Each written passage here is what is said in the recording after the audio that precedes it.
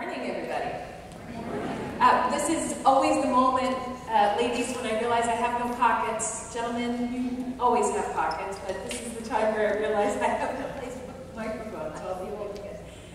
It's my pleasure to be here with you today to talk about where we are in Alzheimer's science. And I say it's a pleasure because I am hopeful, I am optimistic that 10 years from now it will be different. I wish I could say 2 years from now it will be different. But we are on this trajectory that Ruth Gay just outlined for us. And so my goal here today is to cover some of the basics and get into where we are today with regards to early identification, reducing risks, and intervening to help those living with Alzheimer's disease. But before I get started, I'd like to see a show of hands as best I can see with the lights.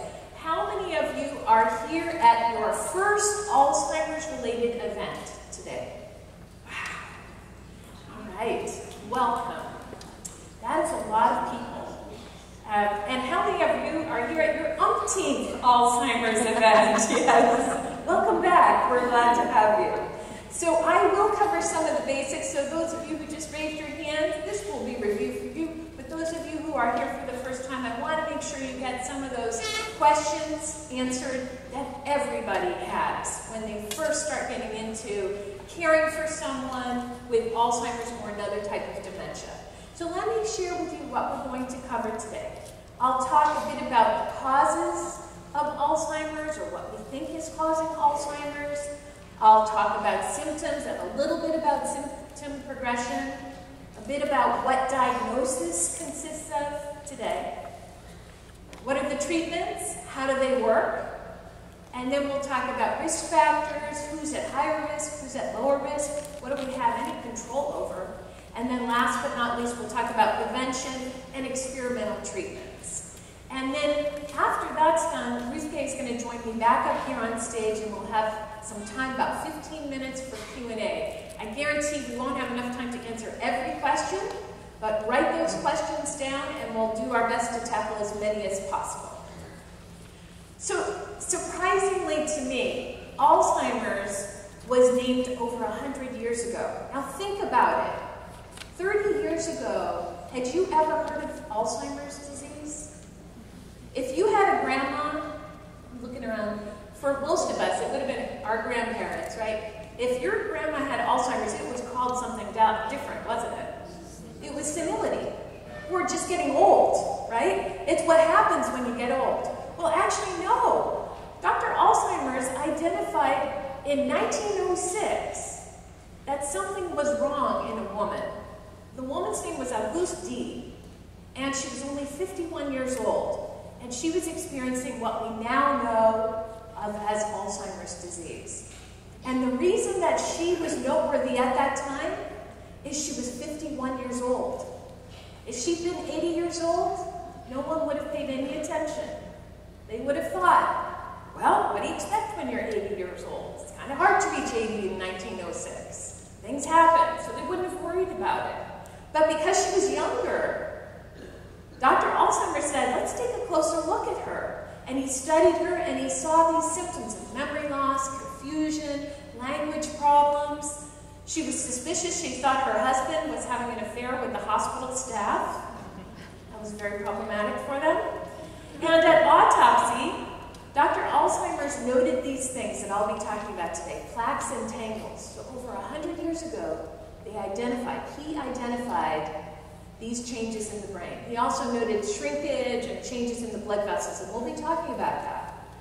So it sort of went away, though. It was determined that there was this very rare disease that happened in people in their 50s.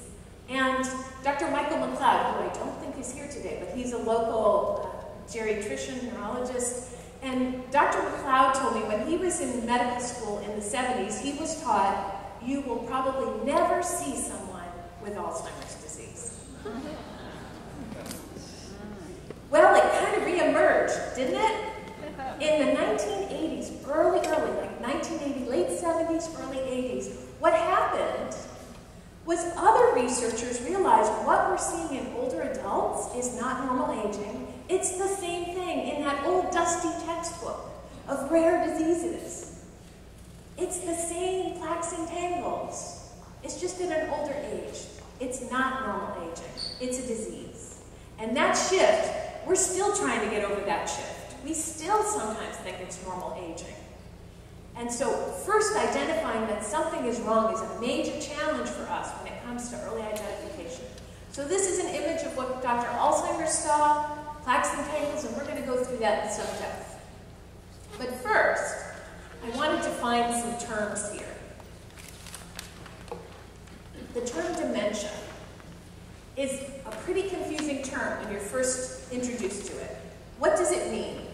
Well, it is descriptive. It describes a group of symptoms that get worse over time.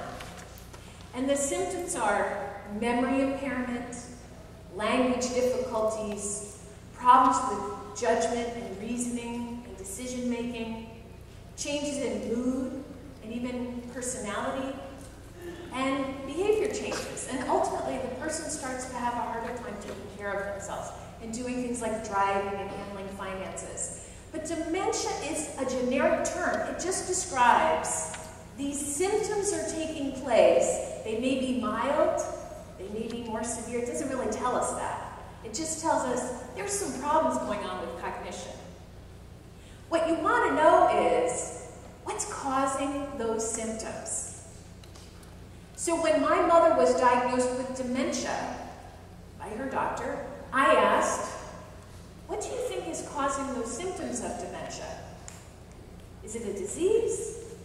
Is it something reversible? Is it a medication issue or an infection or something like that? And the most common cause of dementia, as you can see from the slide, is Alzheimer's disease. So what happens is people use these terms interchangeably, and it gets pretty confusing for those of you who are new to this. If your family member has been diagnosed with dementia generically, I would assert that it's useful to find out what the physician thinks is causing those symptoms of dementia. So ask that question. Why? Because the treatments are different depending on the cause. The treatment for Alzheimer's wouldn't be the same as the treatment for alcohol-related dementia or frontal lobe dementia. They're different diseases, and you wouldn't give somebody Aricept who has frontal lobe dementia, for example. The other rationale for pursuing a little bit more of a diagnosis than dementia is that small 10% circle up there on the screen, reversible disorders. Now think about yourself. If you've been diagnosed with dementia and I tell you, well, there's a 10% chance that it's caused by something that's reversible, like a vitamin deficiency, or a thyroid condition, or depression, or a medication side effect, or actually a pretty long list of possibilities. Would you want to rule those things out? Heck yeah, right? Sign me up to reverse those things. Some of them are a vitamin deficiency. Let me take the vitamin. Even if it's a shot, I'll take it, if it means that I'm not going to progress. So 10% may be small, but it's worth checking into. So how does this break down? There are different types of dementia I mentioned. Here's some examples on the screen. Frontotemporal lobe dementia affects this part of the brain up front. People with this disease may have more behavioral symptoms, do things that they wouldn't normally do, and they also tend to be a little bit younger than a person with Alzheimer's. The average age of onset for Alzheimer's is 75, but as we get older, the risk is even higher. Lewy body disease looks like Parkinson's disease and Alzheimer's in the same person. So whenever I hear that someone's been diagnosed with both Parkinson's and Alzheimer's, I always ask the question, I wonder if it could possibly be Lewy body dementia, because it's often not diagnosed. So if your loved one has some signs of Parkinson's and they also have hallucinations, think, let's ask the doctor about Lewy body disease. Maybe it's that type of dementia. Why is that important? Because Aricept seems to be even more effective in a person with Lewy body dementia. The other piece that's useful to know is individuals with Lewy body dementia have more fluctuations, more good moments and bad moments. It's part of the disease. So knowing that, I think, is useful information. Alzheimer's I'll go into more, obviously, in just a moment. Vascular dementia caused by strokes looks a lot like Alzheimer's. And for all intents and purposes, most of the time, the way we treat it is like Alzheimer's. And certainly the interventions we do with caregivers works for all of these. And then, as I mentioned, the reversible dementias. So question for you. Does everybody with dementia have Alzheimer's disease? Nope. Does everybody with Alzheimer's disease have dementia? Think about that one for a sec. Look at that. Yes. Everybody with Alzheimer's disease has dementia. But not everybody with dementia has Alzheimer's. So if I use those terms interchangeably, I try to be precise when I use them. But sometimes I slip up. So what I'm going to be talking about with research mostly today will be specific to Alzheimer's disease. We have a long way to go in Alzheimer's disease research. We have an even longer way to go with some of these other conditions up here.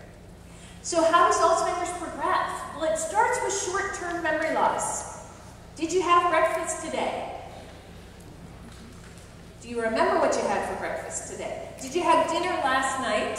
Do you know what you had for dinner last night?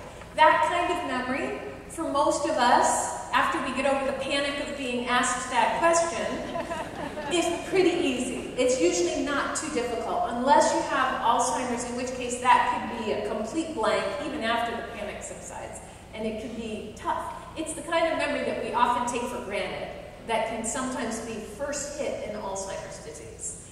Gradually, longer-term memories are affected too. So being able to recognize people who you know well, or come up with their names. Now, some of us struggle with that already. I mean, really struggle with it when it comes to Alzheimer's disease.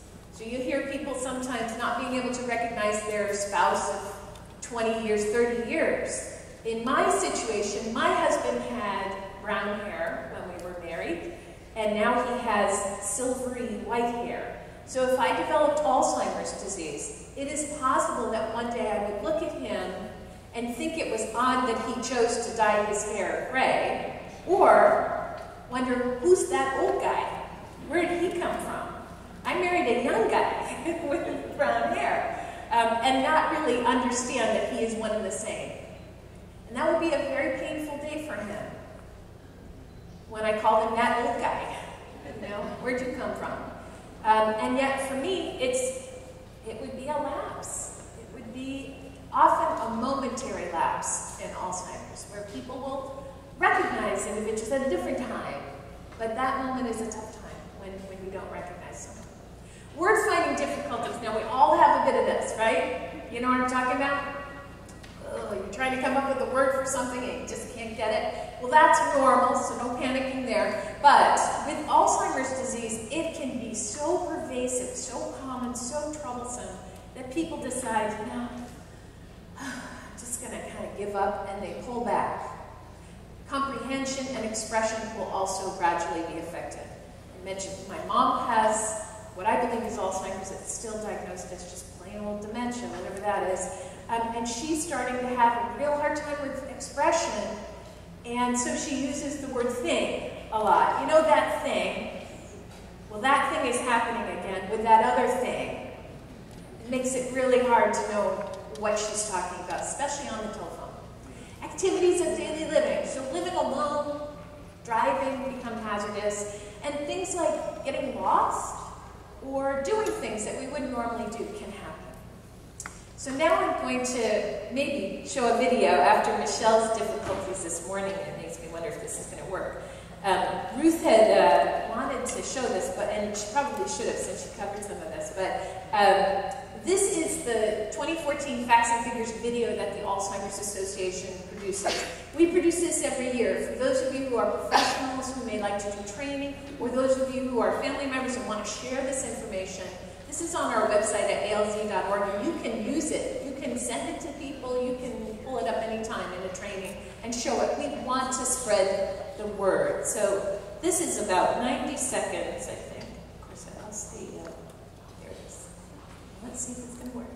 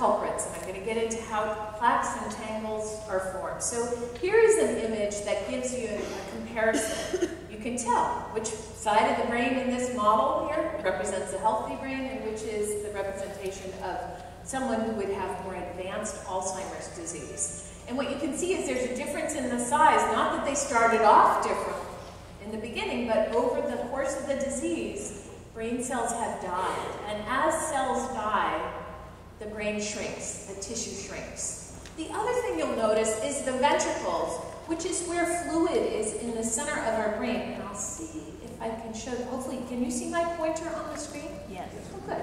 So this is the ventricle in the healthy individual. You can see how much larger it is in the brain of the person with Alzheimer's disease. So they call that enlarged ventricles, essentially, and that's the third ventricle.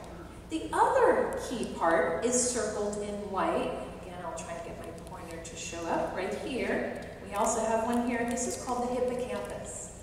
We're going to come back to this later when we talk about how to reduce our risk of Alzheimer's. But the hippocampus is a very precious part of our brain. It's where new learning takes place. So when you remembered what you had for breakfast, you remembered it because your hippocampus stored it. It's not going to be in there for long, right? But your hippocampus stored it away. Your hippocampus also stores longer-term memories. The hippocampus appears to be the first place affected in Alzheimer's disease, which is why someone's long-term remote memories may be quite intact at the same time that they can't remember they had a spoon for breakfast, because the hippocampus failed them. So we'll come back to that. So here's another image of the plaques and tangles. And what we're going to do is we're going to start with the plaques, and I'm going to teach you how they're formed. And don't worry, I guarantee you will understand what I'm saying, okay? And then we'll talk about the tau tangles. And again, I guarantee I will help you understand this. So here's an image of a healthy neuron forest. There's lots of connections, branches, axons, all these wonderful things. This is an image of an Alzheimer's person's brain. And what we've got are these dark bodies right here called tangles. These are essentially dead brain cells. And these splotchy areas called plaques. So let's start with the plaque. Okay. So in our brain cells, we have a long protein called the amyloid precursor protein. APP, amyloid precursor protein. And the way I envision this is I picture it like a piece of hair. You know how with your hair, you've got a short little bit inside the scalp, in the follicle, and you have the longer part of the hair outside the scalp. The APP protein is just like that. There's a little bit inside the membrane of the cell, but there's a much longer part outside. And along comes an enzyme. And that enzyme is called beta secretase. And it's like a razor, a shear. It comes along and it shears off that long protein, and it cuts it in a particular place. And then, along comes another enzyme. And that enzyme cuts it one more time, pretty deep this time. And when those two enzymes work together, first the beta secretase cuts it, then the gamma secretase cuts it, and it releases this little piece, this little fragment of the protein called beta amyloid or A beta. It's called all sorts of things. Those are exactly the same thing. A beta, beta amyloid, same thing. When I talk about it, I always do this little motion because it's like this free-floating little piece of protein. And when it gets cut in that particular way, it's almost like it turns it into duct tape. So imagine that. Little pieces of duct tape floating around your brain. How's that going to go? Not very well, right? What happens when duct tape sticks to itself?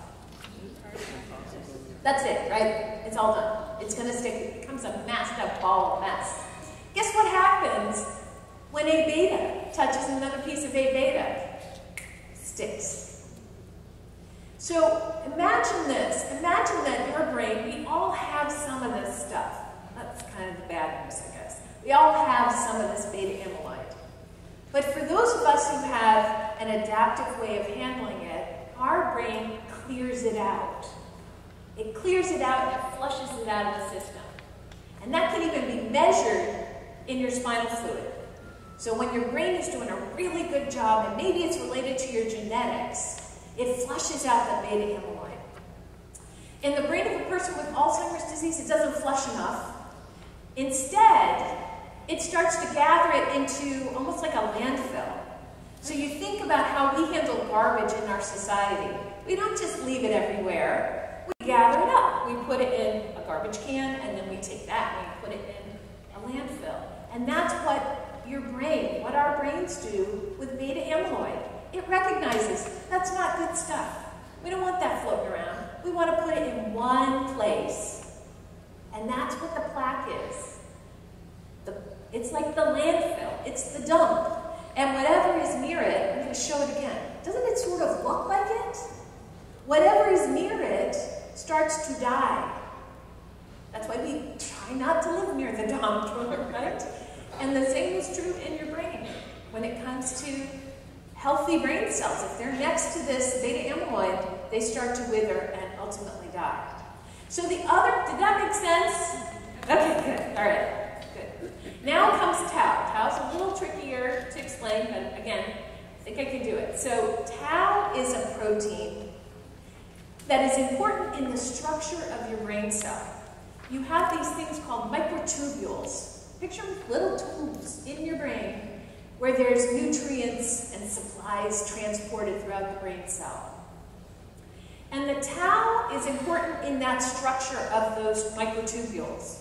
So again, forgive me, I use a lot of analogies, as you can tell. My analogy for tau is a railroad track.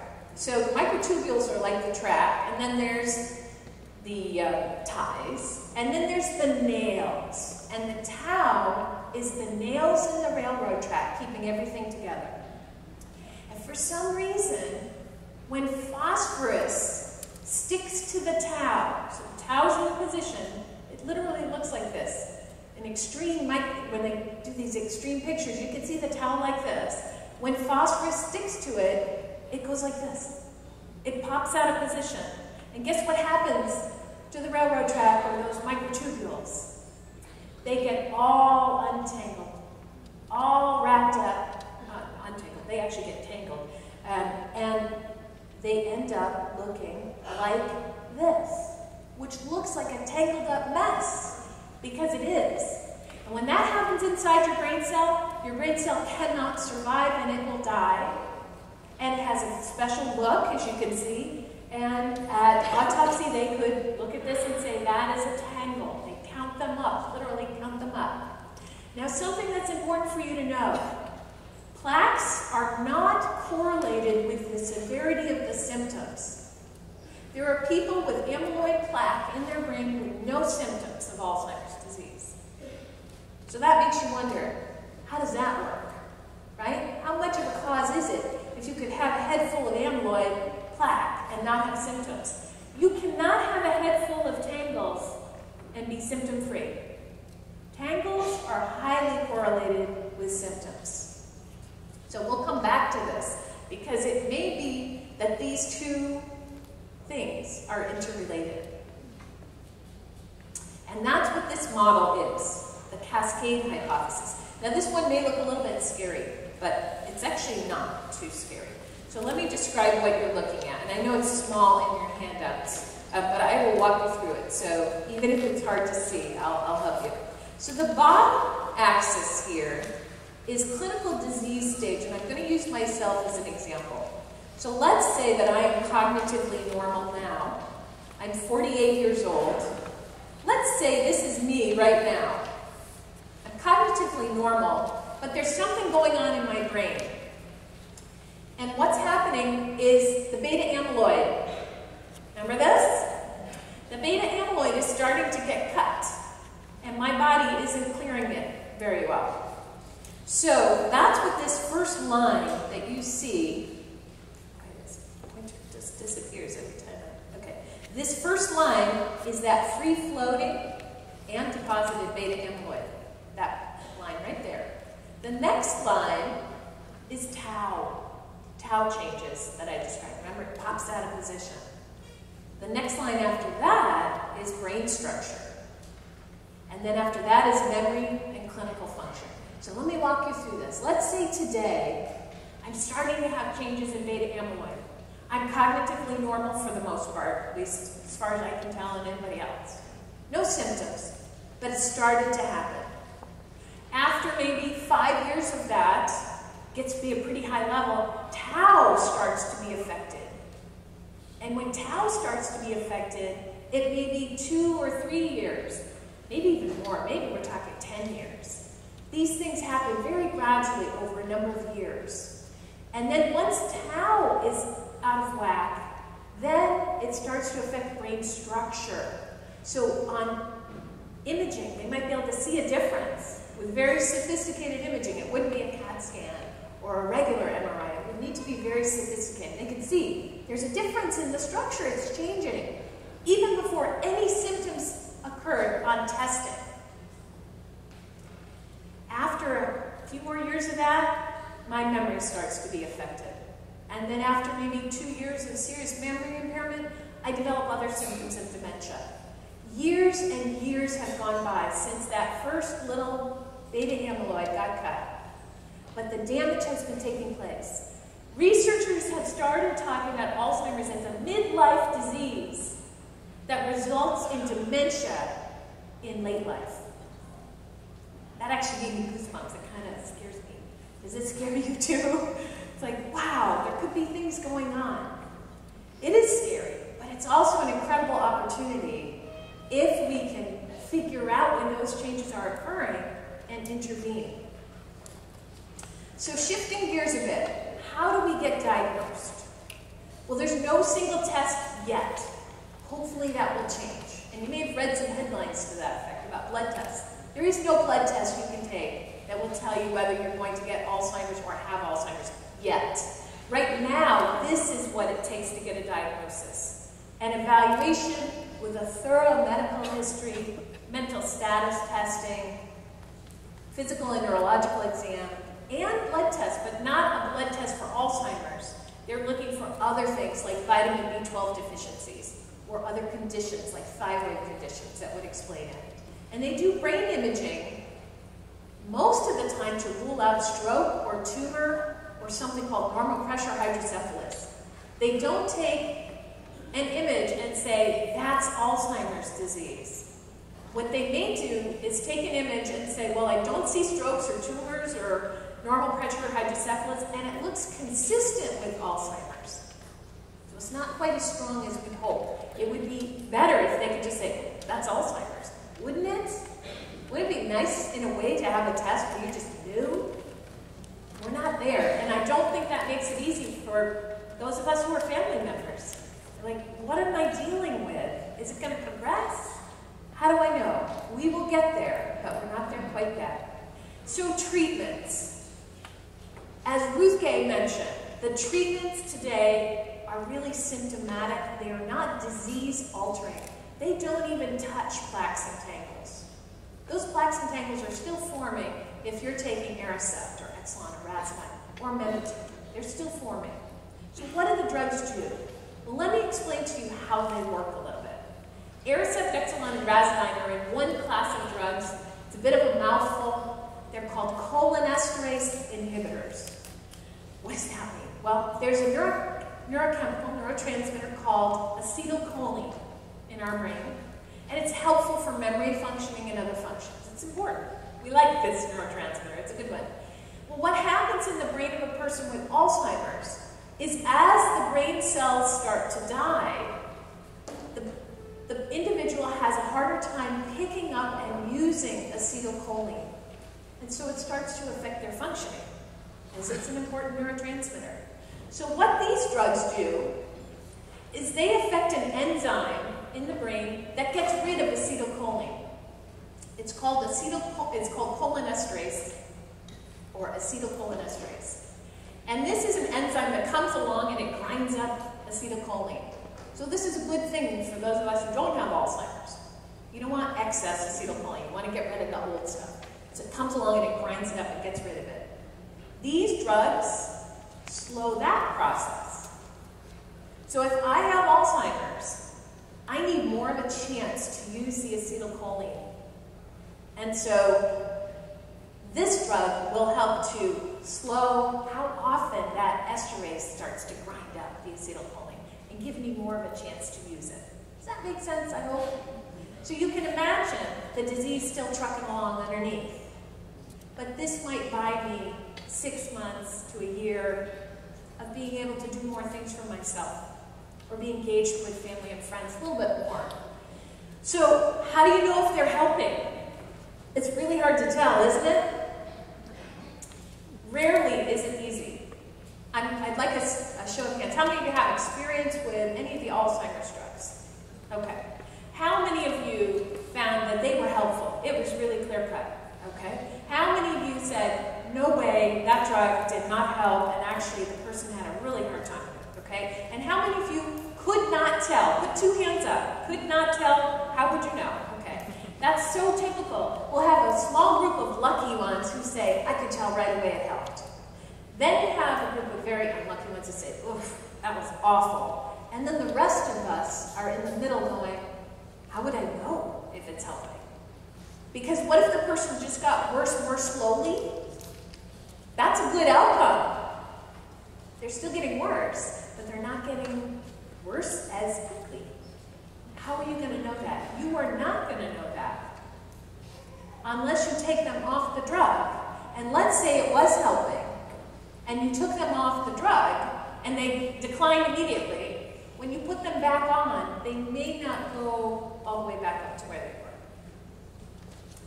So there's a price. Most often when families are debating this, they wait a little while until they're really questioning it, and then they do a test. So if it's early going, if you can afford it, these are expensive drugs, then maybe consider holding off and then trying it down the road. Memantine is another drug. It's typically given with Aricept or one of the others, and it's for middle to later stages. Again, it's very subtle in the way it works. It is not disease altering. These other 2 boxes, I think, are really important, and it relates to Ruth Gay's comment. I really appreciate her saying, if you knew you had Alzheimer's, would you do anything differently? If you knew today that you were in the very early stages, and you weren't even aware that you were in the early stages, but you were informed, would you do anything differently? I think, hopefully all of us said, yeah, I think I'd do so. Maybe not to reverse the disease necessarily at this point, but you want to put some things in order. And you do want to focus on wellness. Mental stimulation, physical exercise makes a difference in Alzheimer's. So people who are able to exercise really should maintain that for as long as they can. And I recognize not everybody can. So it's really if you're able to do it. And then engaging in support, education, planning. So what are the risk factors for Alzheimer's? Well, age, I think we know that one, right? The older we get, the higher the risk. Genetics are a risk, and we'll talk a little bit about that. Head injury. You've probably been hearing about this one, right? NFL players. Well, there's another type of dementia called CTE. It's a mouthful, chronic traumatic encephalopathy, that appears to be caused by multiple concussions. So it's unclear now what this risk factor is for Alzheimer's. Is it a risk for Alzheimer's, or is it a risk for another type of dementia? But we know that having a major head injury is not good for brain health and increases our risk of dementia. We've already heard that women are at greater risk, mainly because of age, but it could be a little bit because of menopause, which really makes me angry. Stroke. Stroke raises our risk quite a bit. Diabetes raises our risk, and how we live our life. And what I mean by that is what you eat, how much intellectually stimulating activity you do, how much you drink, whether you drink coffee, all of these things affect. So let me just say, they found in some studies that people who drink some coffee are lower risk. Yay! People who drink a bit of alcohol, notice I said a bit of alcohol, small amount of alcohol, also lower risk. Yay! Right? Not lots of alcohol. Not lots of alcohol. That's actually a risk factor. But those are examples. And the biggest one, #1 lifestyle thing is exercise. So here's the demographics here. You can see this last big part of our graph here. I don't even know what to call represents baby boomers. Boy, I'm just behind the baby boomers. So all you baby boomers, you're really messing things up for us, right? Because you're getting older. And as you get older, Alzheimer's numbers are going up, just by virtue of the age of the population. So let's talk about genes. I know that if you have Alzheimer's in your family, you're probably wondering, gosh, what's this mean for my kids? I have to wonder. My grandma had senility, which I think was Alzheimer's. My mom has, I believe, Alzheimer's. That means I am at greater risk. So what am I thinking of? Well, I'm thinking, first off, biggest chance is that it's sporadic, meaning most people with Alzheimer's do not have a clear-cut gene for Alzheimer's disease. So that is a very likely scenario. Or it could be that my mother and grandmother had a risk factor gene called ApoE4. So we all get 2 copies of the ApoE gene. It comes in 3 forms, ApoE2, E3, and E4. And it's that E4 version that raises the risk of Alzheimer's. So the fact that my mom got it and her mom got it, I know it could be that the reason they got it was because they had this risk factor gene. You can inherit the gene and not get Alzheimer's, so it's a risk factor. Just one more thing.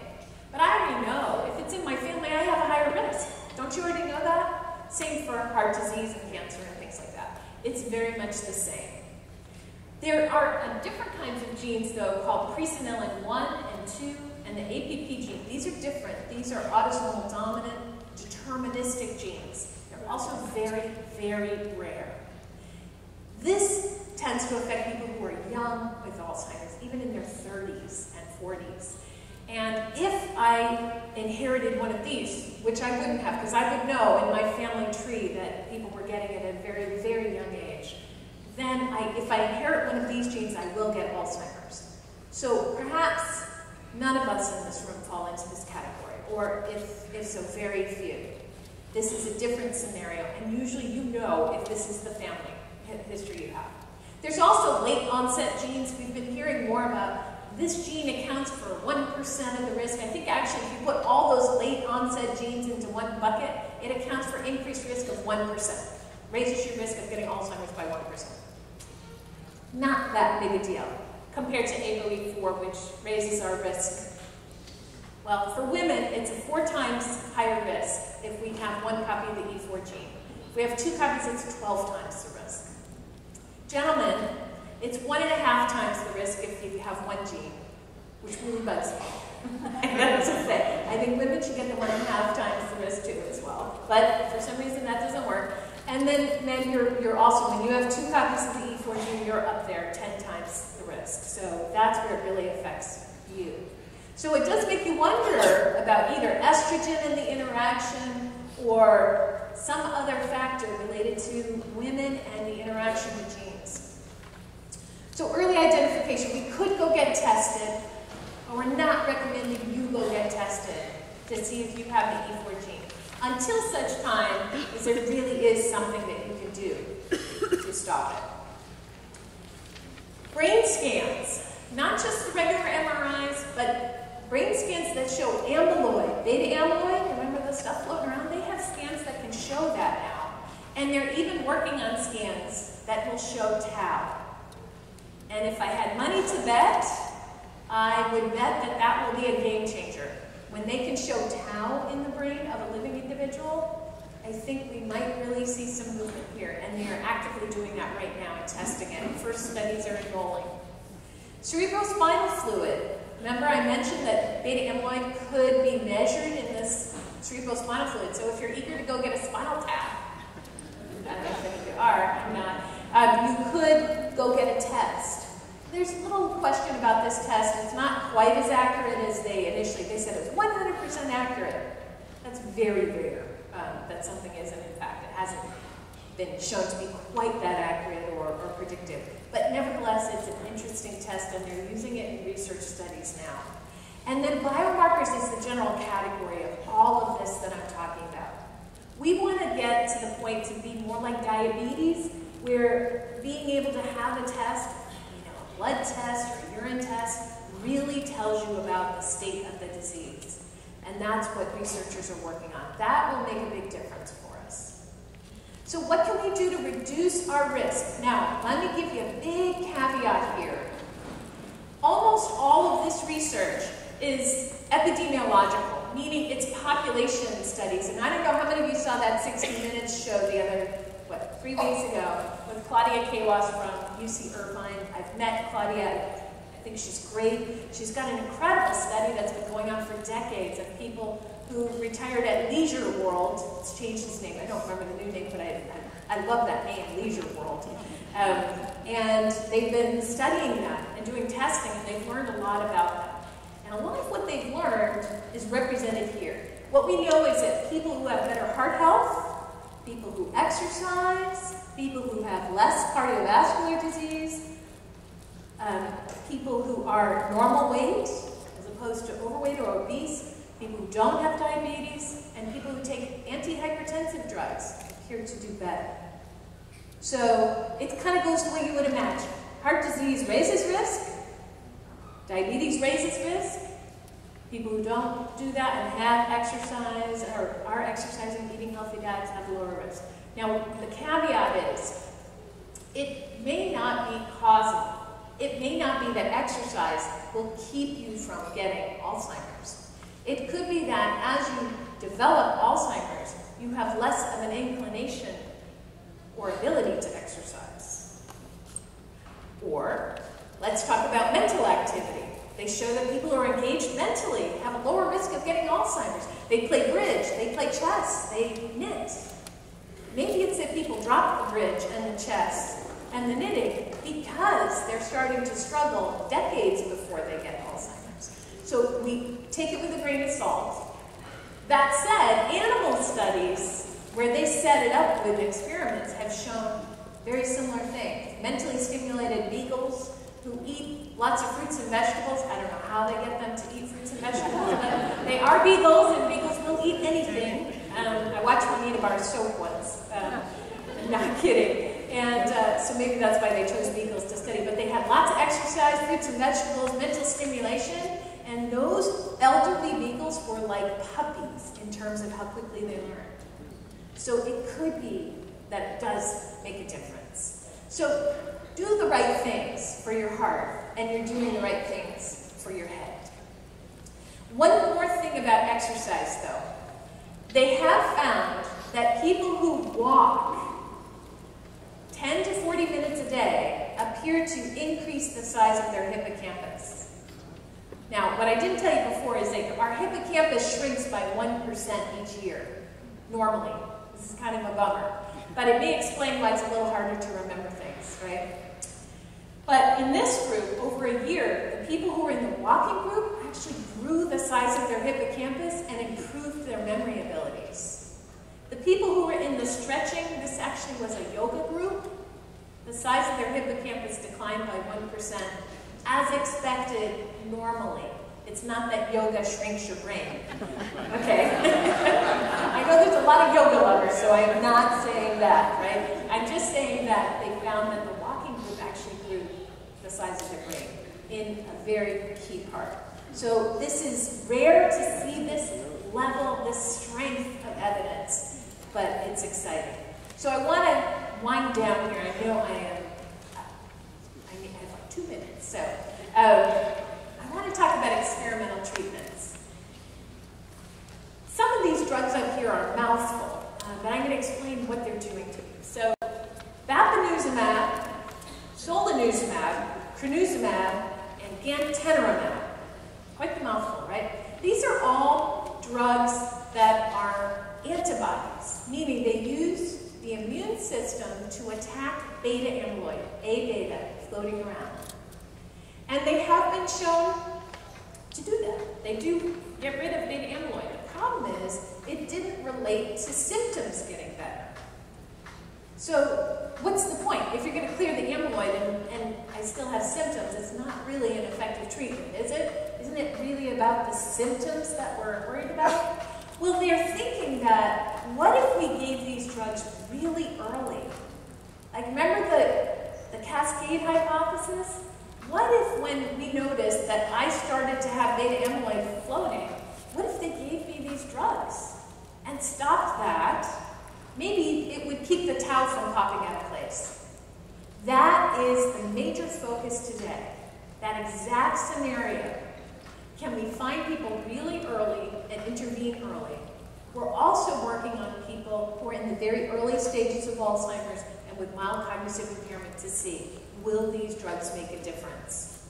Another drug listed there, beta secretase inhibitors. Do you recognize that name, beta secretase? Remember, that's the one that first cut the amyloid precursor protein. They thought, what if we got rid of that? Could we reduce people developing Alzheimer's? And the one that I think is most exciting is they are now studying tau-based drugs to try to stabilize tau so it doesn't pop out of position. Those are taking place, I believe they're in phase 1. Phase 1 is for the bravehearts who say, let's do it, you know, this is a safety trial. Phase 2 is where they've gone through safety trials and now they want people with Alzheimer's. Again, they're still verifying safety but also looking at impact. And then phase 3 is where they get lots of people. So keep your eyes open for tau-based treatments. They're also repurposing drugs and seeing if those work. Nasal insulin or cancer drugs have been shown in some cases to make a difference. And they're still looking at things like anti-inflammatory drugs. There have been some positive findings. Coconut oil. I bet a lot of you have heard about coconut oil. There's not as much evidence, let's say there is not much evidence in terms of research done on coconut oil, but anecdotally some people have said, wow, it really helped.